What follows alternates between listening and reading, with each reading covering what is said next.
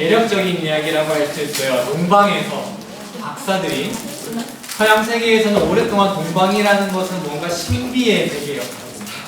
동방에서의 뭔가 박사들이 별을 보고, 다른 것도 아니고 별을 보고 찾아왔다. 얼마나 매력적인 이야기입니까? 사람들은 동방 박사의 모형을 만들고요, 여러 가지 전설과 같은 이야기를 덧붙였습니다.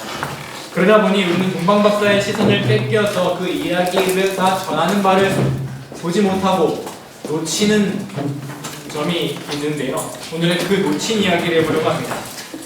동방의 박사들이라는 사람들은 전설로 치장되어서 세명이라든지 아니면 어디 왕이라든지 이런 여러 가지 해석이 덧붙였는데요. 하지만 성경은 전혀 이들을 왕이라고 소개하지도 않고요.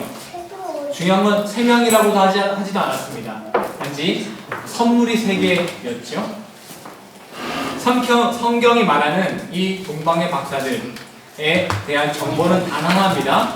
바로 이들이 별을 관측하는 사람들, 천문학자였다는 것입니다. 그것 하나뿐입니다. 다만 당시에 먹고 살기 위한 노동이 아니라 연구를 했다는 것을 봐서는 이 사람들이 어느 정도 사회적 지위가 있었던 사람이었겠구나 정도는 추측할 수 있겠죠. 이 별을 연구하던 사람들이 어떤 특이한 별을 보고 유대 민족의 왕이 태어났다라는 소식을 알았습니다. 그리고 곧바로 현 유대인의 왕 헤롯 왕에게로 갑니다. 유대인의 왕으로 나신 이가 어디 계시오? 우리가 별을 보고 찾아왔습니다. 이에 헤롯은 당황했습니다. 왜? 자기 자리가 위태로워지거든요. 그때 상황을 조금 이해하셔야 되는데, 헤롯은 겉만 유대인이지 그냥 뼛속까지 헬라인이에요. 그냥 조상 중에 조금 누가 유대교로 개종한 사람이 있어가지고 로마 황제한테 싸바싸바 아부에서 자리 하나 받은 거거든요. 그러니 유대인의 혈통의 왕이 나면은 로마 황제도 유대인들 잘 컨트롤하기 이 왕이 더 좋겠는데 라고 해서 자기 자리를 뺏을 수가 있거든요. 그러니까 놀란 거죠. 그런데 오늘 중요한 점이 있는데, 헤롯만 놀란 게 아니에요.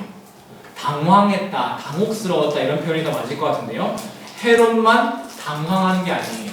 마태복음 2장 3절을 한번 읽어주시겠습니까? 시작. 헤롯 왕과 온 예루살렘이 듣고 소동한지라를 당황하다로 번역하면 더 의미가 통합니다. 헤롯 왕뿐만 아니라 누가 또 당황했대요? 예루살렘에 사는 모든 사람들, 유대인들이 다 당황했다는 거죠. 유대인의 왕이라는 건 유대인 입장에서는 메시아입니다. 왜요? 유대인 나라가 망했거든요. 근데 왕이 온다? 라는 건 이스라엘을 다시 세운다는 메시아거든요. 그러니 누가 거짓말로 한다 하더라도, 헛소문이라고 한다 하더라도 들으면 일단 기분 좋은 거예요. 우리 샘천 형제님 내일 로또 당첨될 겁니다. 기분 좋거든요. 거짓말, 0% 거짓말, 1%도 현실적이지 않은데 기분이 좋아요. 이게 정상인데 예루살렘 사람들은 예수님 태어납니다. 이건 복권 당첨의 10배거든요. 그런데 얘네들이 당황했다. 심지어 이 유대인들이 솔직히 믿었던 것 같아요. 헤롯 대왕이 물어보거든요. 야, 너네 메시아 어디서 나냐? 했더니 진지하게 구약 성경 찾아가지고 베들레헴입니다 라고 보고를 하거든요. 굉장히 진지한 태도. 믿었다는 거예요. 더 신기하죠? 더 이상하죠? 메시아가 온다는 걸 믿었는데 첫 반응이 기쁨이 아니라 당황했다. 그런데 이 상황에서 예수님의 나심을 기뻐한 사람이 있습니다. 그건 어떤 경건한 유대인도 아니었고요, 위대한 예언자도 아니었어요. 바로 유대인과 아무 상관없는 동방의 천문학자들이었습니다. 10절 한번 읽어주시겠어요? 시작.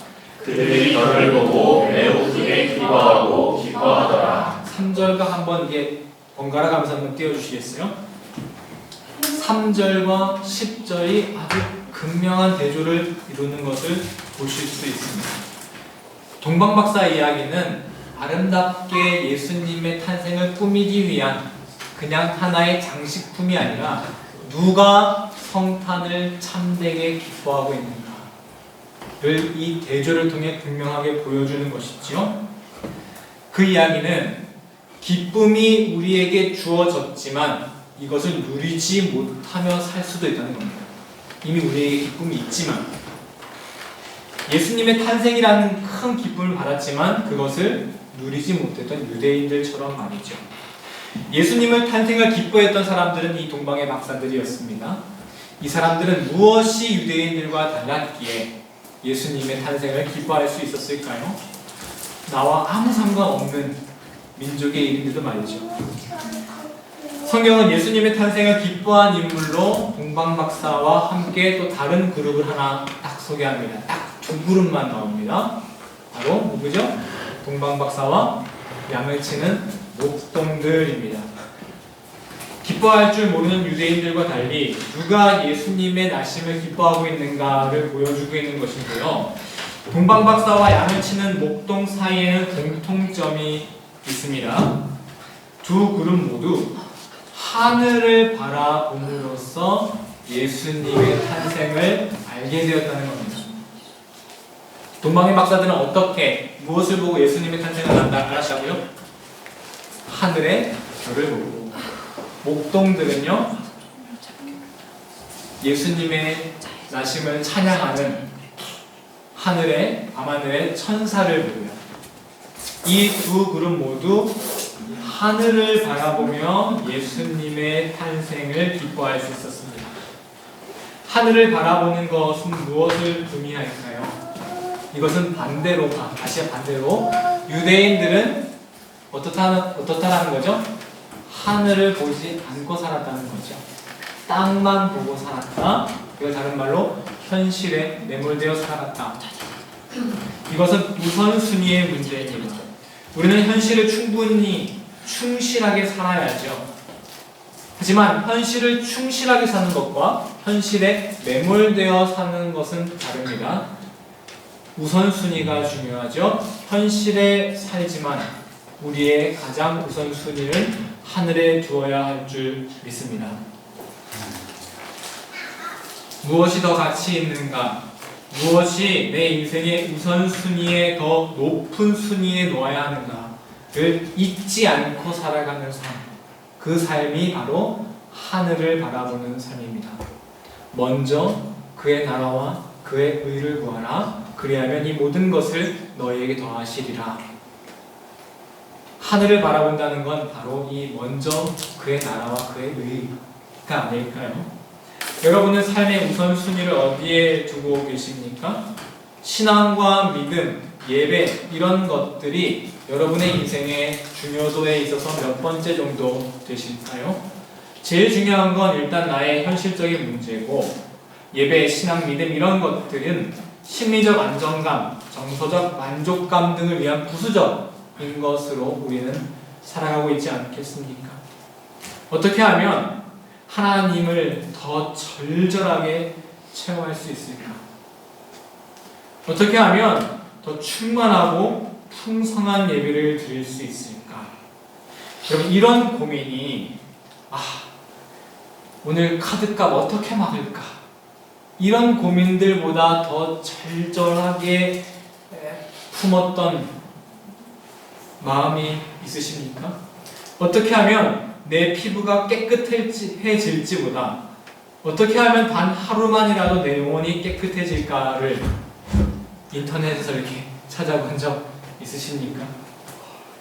지금 여러분은 무엇을 고민하는 데 더 많은 시간과 에너지를 소모하고 계시나요? 여러분 오늘 설교를 정말 소중하게 여기고 들으셔야 합니다. 왜냐하면 그건 여러분 문제가 아니라 저의 개인의 문제인데 왜냐하면 목사는 설교할 때 이 땅에서의 삶을 강조할 수도 있고 여러분 이 땅은 아무것도 아닙니다. 우리가 하늘나라 가서 잘 삽시다 이렇게 하늘의 것, 영적인 것을 강조하는 설교도 할 수 있는데 여러분이 어느 정도 예측하실 수 있겠지만 저는 개인적으로 생각할 때 확실히 이 땅에서의 삶을 더 강조하는 설교를 하는 목사인 것 같아요.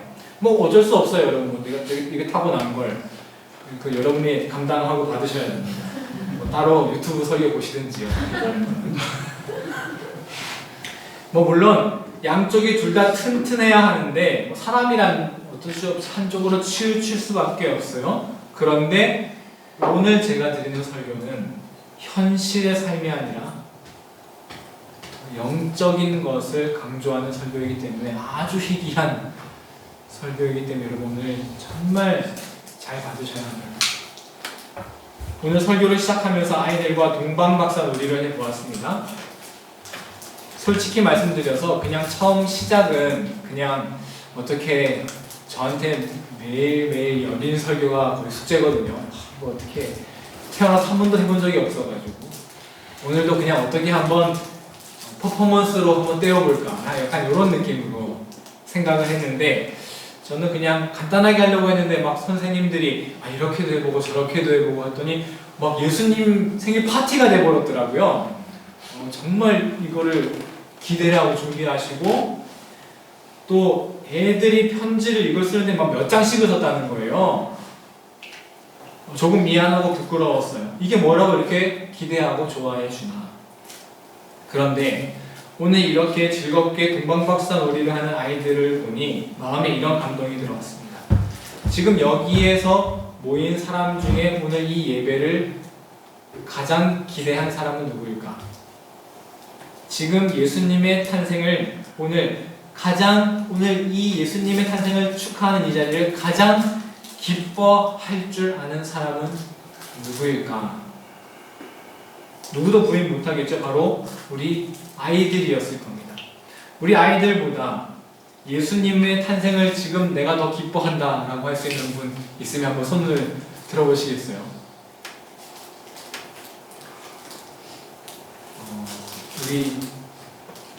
왜 아이들은 예수님의 탄생을 이렇게 기뻐할 수 있었을까요?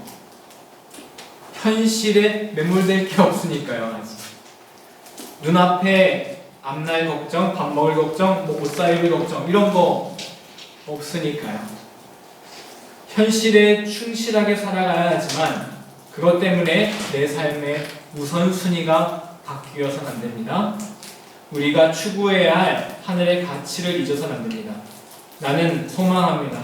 우리가 2024년 단 한순간만이라도 나의 통장 잔고보다 나의 신앙 상태를 더 걱정할 수 있는 마음, 정말 찰나의 순간이라도 좋으니 단 한순간만이라도 현실적인 것보다 예수님의 사랑을 내가 한순간만이라도 절절하게 느낄 수 있으면 얼마나 좋을까. 이것을 우리가 더 소망하는, 더 오심초사하는 2024년이 다 되시기를 예수님의 이름으로 간절히 축원합니다. 우리